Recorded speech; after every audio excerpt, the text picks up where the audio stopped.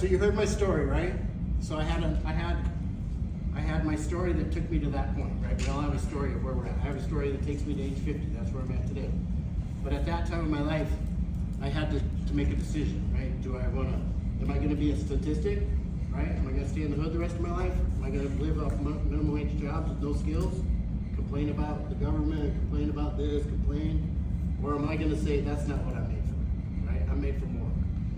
Because keep in mind, before all this happened, right? Like I was ready to go to play ball, I was ready to get some scholarships, I was ready to go change the world, right, in my mind. So I had to take a stance. So you got your story, now you take a stance. You got to figure out, like, is this me or is this somebody else? So I took a stance and I said, hey, I'm not going to be a statistic. I'm not going to live like this forever, right? So I'll tell you, I didn't tell the last class, but I'm going to tell you this. So I bought my first house when I was 20 years old.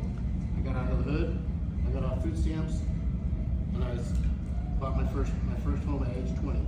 I'll tell you how I did that is, so you have unskilled labor. At 16 years old, I didn't have any skills, right? I could play basketball, but that wasn't a skill that was going to get me anywhere at work, unless I'm coaching or something, which I wasn't going to coach at that point, right? So I knew that when I went to work, and keep in mind, the only jobs that I had at that point, at 16 years old, was I worked the fries at Hardee's, which is Carl's Jr.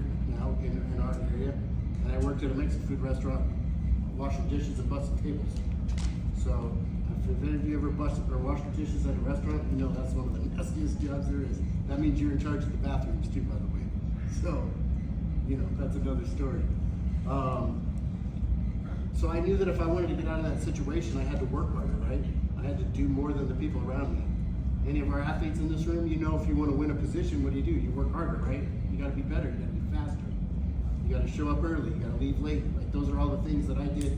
I took everything that I learned from sports and athletics and applied it to my life because that's all I knew, right? I was going to school to play ball. In my mind, I wasn't going to school to get an education. I was going to school to play ball. And those are the things, like you're a student athlete. Keep in mind, you're a student first, you're an athlete second. Now your athletics will probably get you your mindset through everything else that you need to get through in life, right? That's just the way that works. So I just started working harder than everybody that was next to me. And by the end of my senior year, I was running the kitchen. I was a kitchen manager doing food orders. And then 6 months later, I was running the bar orders too. We had a bar there. So I was doing all of the alcohol orders. I didn't even know what all the alcohol was. I didn't drink. I wasn't 21 yet. But I had moved myself up into the ladder of work to where I was getting paid more. To me, it was like, how much more money can I make?